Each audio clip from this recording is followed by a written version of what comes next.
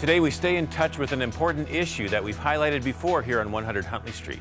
And it's our privilege to link up in Winnipeg with Joy Smith, Member of Parliament for Kildonan-St, Manitoba. Joy was on with us earlier this year regarding the Not for Sale campaign that she and others are leading. It's a fight against human trafficking worldwide, including here in Canada.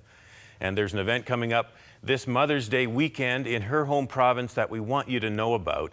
So Joy, thank you for joining us today. It's my pleasure, Ron. Joy, you've expended a lot of energy promoting the awareness and the horror of human trafficking. So before we get into the details of the event, can you give us a general overview of this issue? What is so shocking is the selling of children, called human trafficking, is happening right here in our nation, right here in Canada. Most people think it just happens in other countries. This is not true. I've worked for many, many years with NGOs, with police officers, with victims of this horrendous crime. And this crime has remained under the public radar screen. And it's time to bring it out because education is our greatest weapon. And I think we have to bring it out and we have to say very loudly, our children are not for sale. And so this is a battle, as it's been called. And so what are some of the battle plans, if you will? Well, Ron, I wouldn't have even known about this issue till a number of years ago. My own son was in the Integrated Child Exploitation Unit. And when his hair turned gray, he was a young cop, his hair turned gray in less than 2 years. And so what I did at that time is I started sitting at stakeouts. I started finding out more than I wanted to know. And when I was an MLA, I started fighting for funding for the ICE unit here in Winnipeg. But above and beyond that, it really was working with the victims of this horrendous crime. And the good news is once you work with the victims and you renew their spirit and you have confidence in them and convince them they are not, they are the victims of something that's happened just horrendously to their lives. What I've done as a Member of Parliament is I have Bill 268. It's mandatory minimums for traffickers of children. What that means is that the world has called on Canada to have mandatory minimum sentencing for people who are proven to have trafficked children. We're one of the few countries who do not have that advantage. Now, I would have liked to put 95 years in my bill, but I would have got a court challenge. So over 2 years, I designed a bill, and it's gone through Parliament. It's now in the Senate, and it's mandatory minimums for traffickers of children. In other words, if they are proven to have trafficked a child, they will get jail time. And some people say, some of the obstructionists have said, well, we don't need to have mandatory minimums because these poor people, there's some reason why they're so screwed up they do this. Well, I believe we have to get their attention first, and we have to get them away from the victims.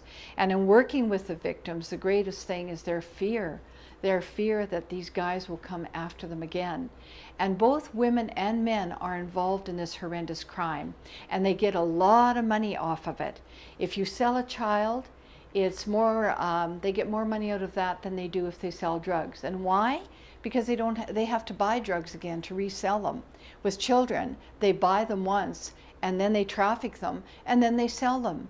And what happens to these poor people is they become just so degraded. They feel like they're worth nothing. And if you looked at the impact statement of Amani Pekani's victim, this 15-and-a-half-year-old girl, he spent less time in jail than what he did trafficking this Canadian girl. And he earned $360,000 that we know of, and bought himself a nice house in Niagara Falls and a BMW. Meanwhile, the girl was going through absolutely a horrific trauma in her life. And she eventually escaped because she thought she was going to die. And this story is on my website at www.joysmith.ca. The impact statement shows her horror, even today, of maybe he'll find her, or maybe his friends will find her, because he not only threatened to come back, he also threatened her brother. So you know, this horrendous crime goes under the radar screen because ordinary Canadian families and the children are ashamed of what happened to them. They don't want to tell the story. And the others, like our Aboriginal population and other street kids, just disappear. And we find them in a grave, or we find them someplace dumped in a woodland someplace. So what we have to do, education is our greatest weapon that we have. And I do have my bill right now. It's in committee in the Senate, and I know all of our viewers out there, if they wrote the senators and encourage them to get Bill 268 through as quickly as possible, because the global community is calling on Canada to have mandatory minimums for traffickers of children. That's one thing that would be very useful. So I've you know, tried to get this bill in. I continue to work with the victims that have been trafficked. I really support our police forces. They have done an amazing job.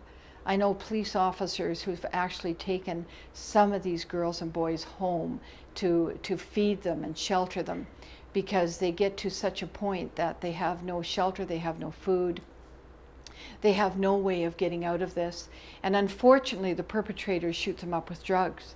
And by the time people see them, they look like they're just drug addicts, and that isn't so.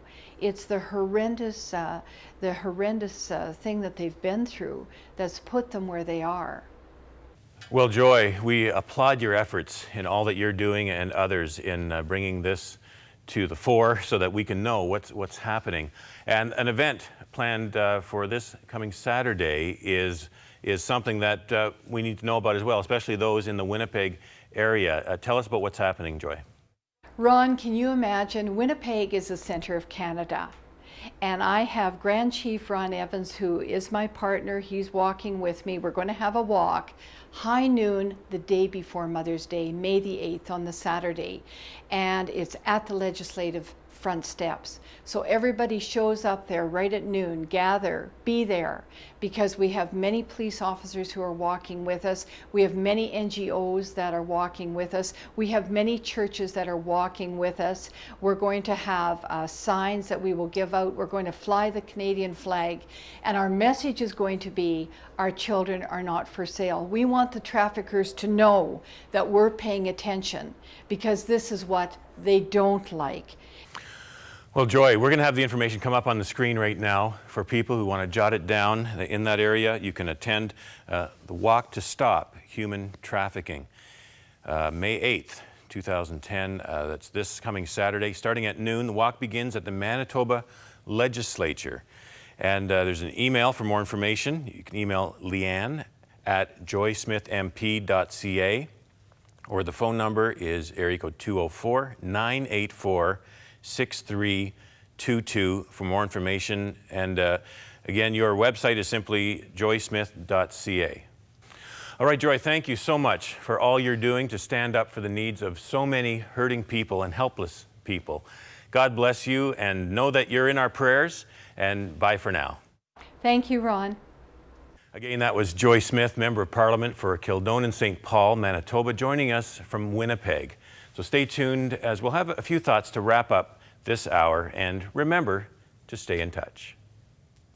Now there are even more ways to join the 100 Huntley Street online community. We'd love to hear from you, so stay in touch with us.